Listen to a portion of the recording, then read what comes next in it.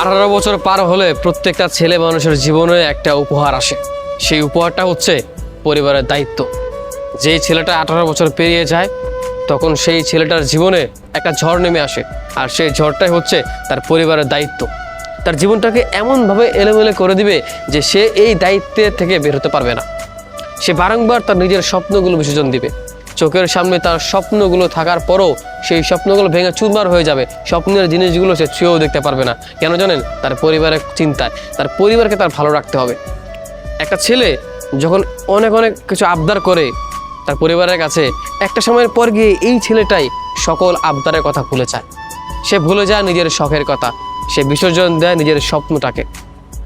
চোখের সামনে তার স্বপ্নের জিনিসগুলো থাকার পরেও সে ছুঁয়েও দেখতে পারে না। মনের মাঝে হাজারো ইচ্ছা, সেগুলো সে সেখানেই দাফন করে দেয়। তার মাথায় একটাই টেনশন, তার পরিবারের অন্তত আর যাই হোক তার বাবা মাকে ভালো রাখতে হবে। আর বাবা মাকে ভালো রাখার পরে যারা আসে তারা হচ্ছে গিয়ে ভাই বোন, তাদেরকেও ভালো রাখতে হয়। তো একটা ছেলের জীবনে 18 বছর পেরিয়ে গেলে সেই ছেলের জীবনে অনেক অনেক দায়িত্ব নেমে আসে। তখন সে আর নিজের চিন্তা করে না, সে সবসময় চিন্তা করে তার পরিবারের মানুষগুলোকে কেমন করে ভালো রাখবে। হয়তো এখন আমার দিন ভালো না, কিন্তু আমার অনেক ইচ্ছা আছে, মনে অনেক শক্তি আছে, এইগুলোই যে পরিবারকে ভালো রাখবো। অনেক ইচ্ছা আছে কিন্তু পারছি না, এই বাস্তবতার সাথে পেরে উঠছি না।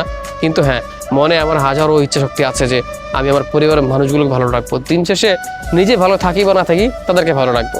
দেখবেন প্রত্যেকটা ছেলে মানুষ বা যারা পরিবারের দায়িত্ব নেয় তারা একটা সময়ের পর গিয়ে নিজের দায়িত্ব না ভুলে যায়, নিজেকে অযত্ন করে রাখে শুধুমাত্র তার পরিবারের জন্য।